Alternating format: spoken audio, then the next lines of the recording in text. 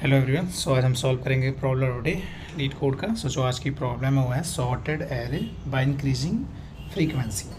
तो हमको क्या गिवन है, a given an array of integer nums. हमको एक नम्स का एक इंटीजर गिवन है। Sort the array in increasing order based on the frequency. यानी हमको उस एरे को इंक्रीजिंग ऑर्डर में सॉर्ट करना है। किसके बेसिस पे? उसकी फ्रीक्वेंसी के बेसिस पे।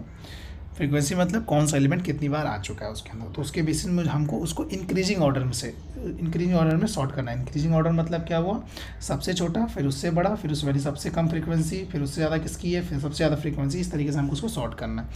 और एक क्लॉज क्या है इसमें, if multiple values have same frequency, यानी अगर एक से ज़्यादा दो वैल्यूज़ की फ्रीक्वेंसी सेम आ जाती है तो उनको हम सॉर्ट करेंगे डिक्रीजिंग ऑर्डर में। इसका मतलब क्या हुआ, जैसे कि हमारा 2 का फ्रीक्वेंसी मान लेते हैं 1 है, वहीं 3 का भी फ्रीक्वेंसी मान लेते हैं 1 है, तो हमको इसको डिक्रीजिंग ऑर्डर में सॉर्ट करना, मतलब 3 पहले आएगा 2 बाद में आएगा। अगर उसकी फ्रीक्वेंसी सेम हो जाती है तो हमको उसको डिक्रीजिंग ऑर्डर में सेम सॉर्ट करना है, अगर अदरवाइज उसको हम इंक्रीजिंग ऑर्डर में सॉर्ट करेंगे। तो अब कंस्ट्रेंट के ऊपर देख ले, तो कंस्ट्रेंट हमारा क्या है, 10⁻2 है।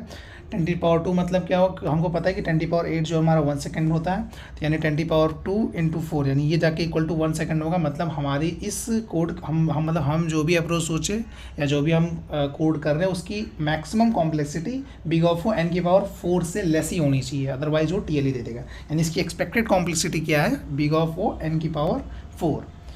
अब हम इसका टेस्ट केस समझते हैं। तो पहला टेस्ट केस का हमारा इनपुट दिया हुआ है और नम्स 1 1 2 2 2 3।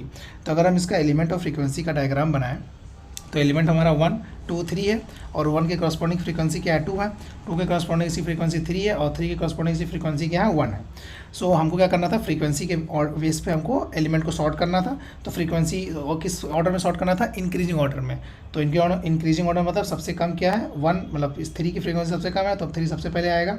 उसके बाद किसकी फ्रीक्वेंसी 2, यानी क्योंकि 1 के बाद जो इंक्रीजिंग ऑर्डर में वो 2 आएगा, तो 2 मतलब 2 के करस्पॉन्डिंग कौन सा एलिमेंट है, 1, तो 1 जो है वो 2 टाइम्स आ जाएगा। और फिर 3 की फ्रीक्वेंसी सबसे मैक्सिमम, 3 सबसे मतलब 2 सबसे लास्ट में आएगा।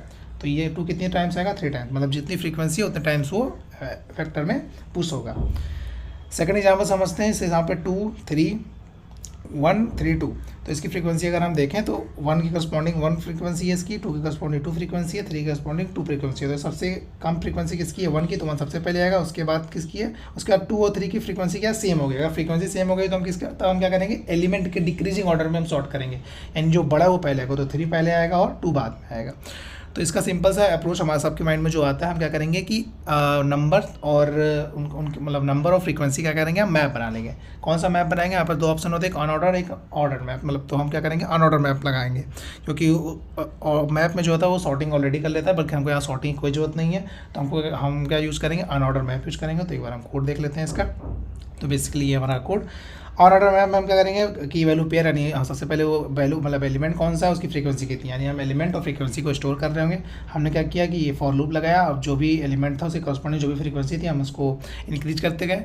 अब हम क्या करेंगे, इस फ्रीक्वेंसी के बेसिस पे हमको सॉर्ट करना था। और तो हम क्या करेंगे, एक लैम्डा फंक्शन बना लेंगे, यानी कंपेयर फंक्शन बना लेंगे, जो कि क्या करेगा, फ्रीक्वेंसी के बेसिस पे सॉर्ट करेगा किसको, नम्स को। तो हम नम्स को सॉर्ट कर देंगे। और एक हमने लैम्डा फंक्शन बनाया था, तो लैम्डा फंक्शन क्या क्या रहा है, बेसिकली वो ए और बी लेगा। सबसे पहले चेक करेगा कि अगर ए और बी की फ्रीक्वेंसी अगर इक्वल है तो हम किस ऑर्डर में सॉर्ट करेंगे कि जो वैल्यू बड़ी है वो रिटर्न हो जाए। क्योंकि अगर फ्रीक्वेंसी सेम हुई तो हमको उसको डिक्रीजिंग ऑर्डर में सॉर्ट करना है। तो यानी जो बड़ी वैल्यू होगी वो रिटर्न कर जाएगी। और अगर अदरवाइज हम क्या करेंगे, जिसकी फ्रीक्वेंसी ज़्यादा होगी वो रिटर्न करेंगे। तो हमने ये हमारा कंपेयर फंक्शन क्या हो रहा है, ये फ्रीक्वेंसी के बेसिस पे हमारे एलिमेंट को सॉर्ट कर रहा है, और ये नॉर्मल सॉर्ट फंक्शन हो गया, और हम सीधा नम्स को रिटर्न कर देंगे। तो ये इजी क्वेश्चन था। इसकी टाइम कॉम्प्लेक्सिटी की बात करें, क्योंकि हमने यहाँ पे ये बिग ऑफ n लेगा, ये और ये स्पेस सबसे पहले टाइम कॉम्प्लेक्सिटी की बात कर लें तो ये बिग ऑफ n टाइम चल रहा है। अब ये जो कंपेयर फंक्शन है, जहाँ भी हमारा सॉर्टिंग फंक्शन आता है, हमको पता है कोई भी सॉर्टिंग है वो n log n लेता है। n log n सबसे मिनिमम टाइम कॉम्प्लेक्सिटी हुई थी किसी भी चीज़ को सॉर्ट करने की। तो यानी ओवरऑल इसकी जो टाइम कॉम्प्लेक्सिटी है वो big of n log n है। और बात करें इसकी स्पेस कॉम्प्लेक्सिटी की, तो हम जो है यहाँ पे एक एक्स्ट्रा स्पेस ले रहे हैं फ्रीक्वेंसी को स्टोर करने के लिए, यानी एलिमेंट और फ्रीक्वेंसी को स्टोर करने के लिए, यानी बिग ऑफ n जो है इसकी स्पेस कॉम्प्लेक्सिटी है। तो इसकी बात करें टोटल टाइम कॉम्प्लेक्सिटी क्या होगी, time complexity big of n log n, और जो स्पेस कॉम्प्लेक्सिटी हो गई वो बिग ऑफ n हो गई। ये हमारा इसका सॉल्यूशन है। Thank you.